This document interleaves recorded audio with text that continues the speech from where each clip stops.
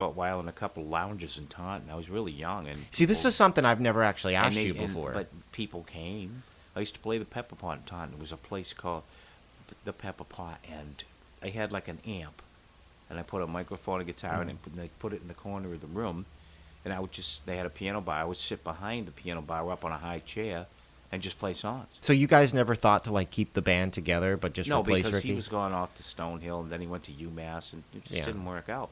And then UMass. people would come into this place because I worked at the state school, and my friends from the day shift would come in to hear me. And they'd be drinking, but they went home early, and then the night shift would come in.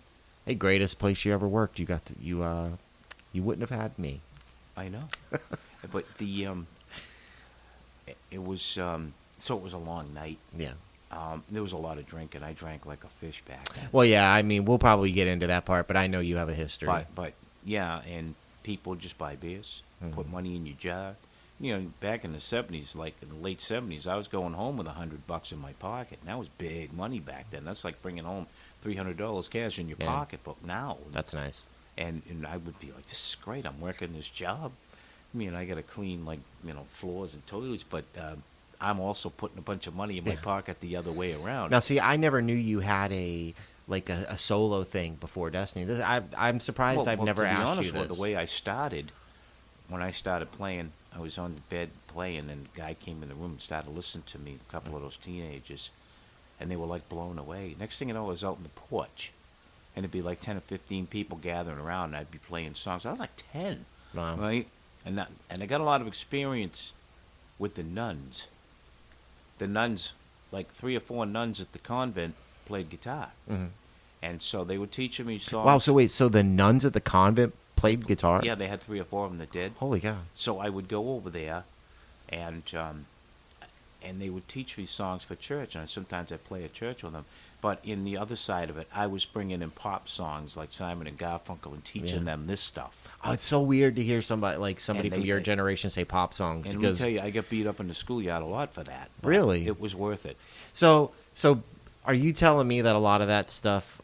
Because here's the crux of this: is like you say pop songs. I think they're not really pop from your generation. They're like classic rock and Yeah. But folk. these were like actual pop songs. No, yeah, like- but when I hear pop, because I'm part of a newer generation, I think Michael Jackson yeah. or. Well, it was a different.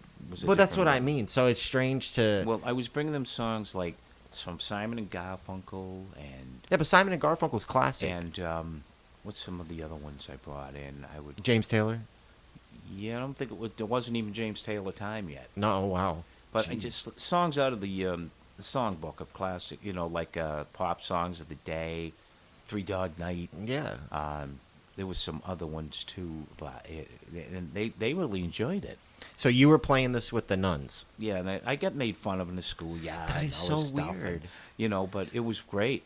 So you're learning stuff too now. Well, that's what I think, doing like a podcast like this is cool because you get to talk to somebody your age and find out that like you were getting beat up not maybe getting beat up, but you were getting picked on. But you were getting picked on for playing stuff like Three Dog Night, Oh, yeah. which those are like catalog classics, man. Oh yeah. So it's super strange how history has changed musically. I brought them in, me and Bobby McGee, and the nuns loved playing that. That's with an us. amazing song. I don't know it anymore, but we used to have a good time doing it. Oh man, I would love to hear that. I could play the chords still. I had a couple girls sit in when I used to play solo doing it. That's cool, man. But yeah, it was just crazy. And what happened was it kind of went away for a while because then I went to middle school.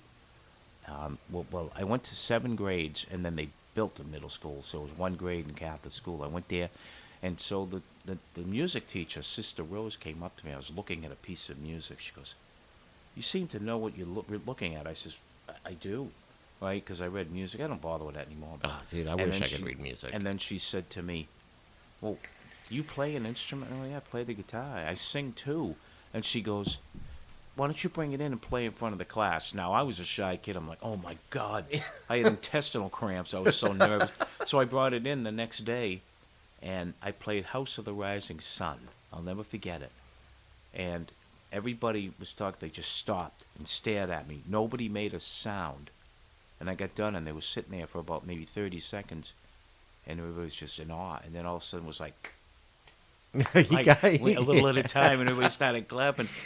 And then I went and did it at our graduation up on the stage, and everybody just stopped and stared like they couldn't believe a little kid was doing that. That's incredible. And it took me a lot of places. I mean, going from playing the Animals to being truly inspired by Jimi Hendrix isn't a big leap. There was a wide variety for me. Yeah. I mean, I was playing even the bubblegum songs of the 60s, you know. Yeah. I was playing Monkees songs on my guitar and stuff. And people loved it. That's cool. I mean, I still do some of that in my act, and they like it. So there's just so much of the stuff I never knew. There's a Monkee song called I'm Not Your Stepping Stone. Mm-hmm. I'll pull that out at a gig. People go nuts to this day. So I travel with the drum machine, so I have something going on behind me. Yeah, I have the other one. It's down there. So, that's good.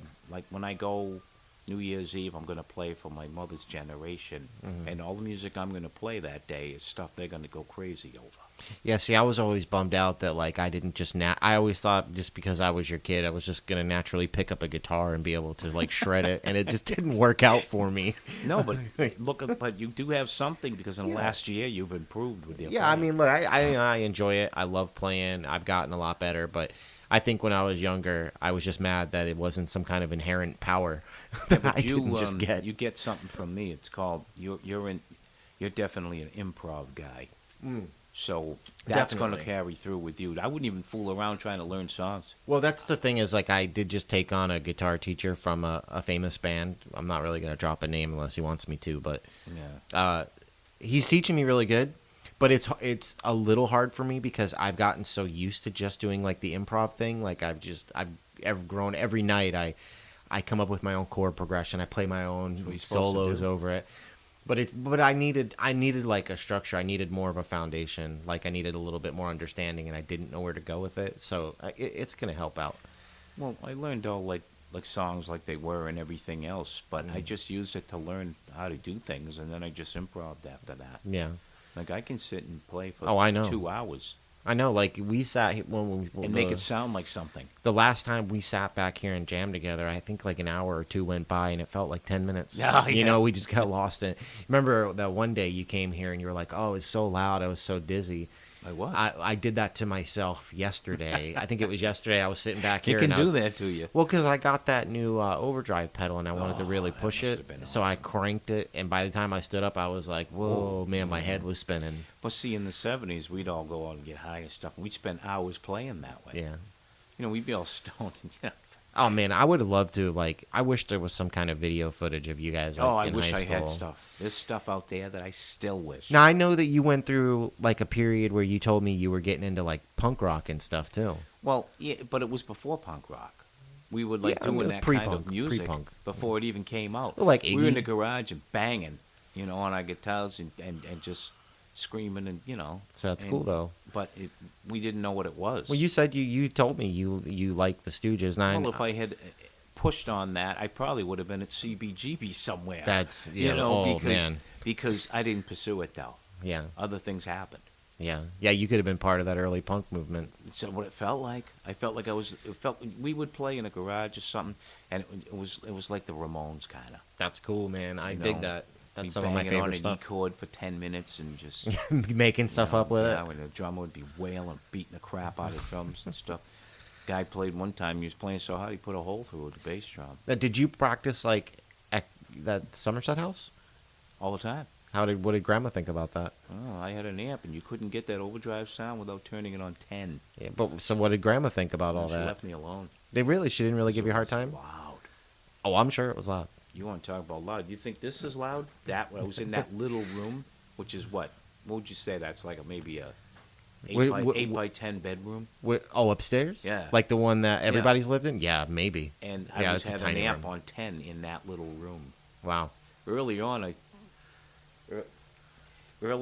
was, in the bedroom with John and my brother. Yeah. And when they used to have a walkathon, you know, go by the house, and when they did it, I used to take the amp and stick it in the window, turn it on 10, That's rad. and wail like crazy while everybody be looking up at the window. Were they getting mad? No, they were No? just like, what the hell Yeah, is that? exactly. I would have been like, You know that's what- cool. A couple times what happened, we had that band Access, and we were practice on the front porch. And now people here wouldn't understand, but there was a stairway, the cement walkway, and another cement walkway down to the street. So there were two front lawns. But we go out there to practice. Maybe a half hour goes by, a couple people stop in the car because it was like a peninsula out there, between the two roads. Yeah, I know about it. Yeah. A couple people stop, sit down, drinking wine or whatever. Right? Few more come. By the time we're done practicing and playing, there's like 50 people laying on the lawn smoking pot, drinking. And my mother, grandma. Small town too, so probably cool. nobody really said anything. She was cool about it. I mean, people would be, I didn't even know, would just ride by in a car and they just stop and come over. And well, everybody knows everybody too. That got us real used to playing in front of people. So that's kind of what got you up to like playing in front of everybody, was messing around? Yeah. I mean, from the time I was about 10, I started playing on the porch. I got used to playing with people. So maybe that's a good thing, like if any kids were actually listening to this, like if you got crazy ideas like that and you're not going to get in any trouble, do it. And you can do it. Yeah, Go do it. outside in your neighborhood, sit on the porch, and your friends come by. Yeah. And they just listen to you. Well, that's still a thing today. That's your early fan base. Like garage bands and stuff. Like, yeah, your early fan base is like your friends. You know, they come by. But that's important. Oh, absolutely. Because they go and say, I hey, couldn't agree these more. guys are doing this. And then people come over. Because when he was the drummer in that band, Axis, he was very friendly with the pastor at Our Lady of Lord's Church. And they had a basement. It was a big hall with a stage. We used to be able to leave our stuff set up there. And practice in that's the big cool, because then hall. you're not pulling it around everywhere. And then friends of ours, would be like 23 people come and sit down, and it'd be like playing in a club. Oh, yeah, that's cool. and sometimes they'd have an event, we'd have to take everything out. But we played a lot of the dances. That's nice. That's cool. I like that. It was really a dim lit place, and they had the big things. They would light candles. We can't do that nowadays. They'd light big candle things on the tables, and you felt like a rock star. Hey, yeah, but that's the kind of stuff that motivates you when you're young to really like. That made you feel like you see what's possible. You see what's potentially like the future.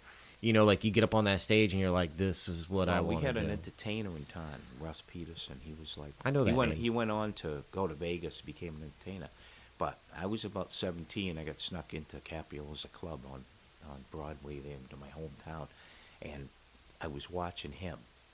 And I turned to my brother and I said, "See that? That's what I want to do." I said like that. I saw him a couple years ago walking at a park in my hometown, and I told him this story. I says, "I went and saw you that night, and I told my brother, see, that's what I want to do." And he goes, "Oh," I said, "You kind of helped inform some of the things that I did." And he was like really flattered. I'm like, "Russ, I saw what you were doing. I wanted to play, but I also wanted to have that social aspect to get the people going." Yeah. So he taught me a little about that, watching him.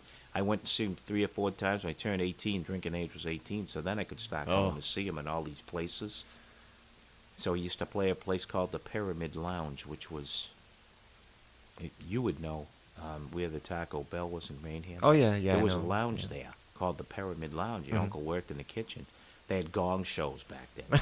Okay. It was like open mic nights. Yeah. But they had contests where you won stuff. So I used to go do those. And usually I would win like a coupon for free pizza and free drinks for the night. Of course, I would take free drinks for the night, buy me and my brother drinks all night long. Well, yeah, I know you used to party back in the day. And then we'd order pizza from Papa Gino's because they didn't serve pizza in that bar. Yeah. And we'd have them deliver it to the bar. And everybody at the bar, here, take a slice. So I got popularity by doing that. So everybody in the Pyramid Lounge knew me. It's not that much different up there now, though. I mean, No. that's what I was saying earlier. Like, it's such a small town feel, and everybody knows everybody. It's like you could almost go into one bar and order food and bring it over to your bar and drink. Yeah, it's cool though. It's a good feel. Like see, I know you have your reservations about that place, but there is something special about it. What? Where? Taunton. Yeah, no, I don't hate it. It's where I grew up, but Yeah. it's not like that anymore. So it's kind of depressing for me. Well, it's a new generation. That's why. No, it's a messy place. It's ugly. It's it's run down. It is. Yeah, it's run down. That's It's not old. what it was like back then. Yeah. But getting back to that, when I do the gong show and I get to know the people in the bar, and you order and you're giving them stuff too. So they'd say, "Hey, he's playing over such and such." They'd show up over there. Mm-hmm. Next thing you know, you got 50 people watching you that know you.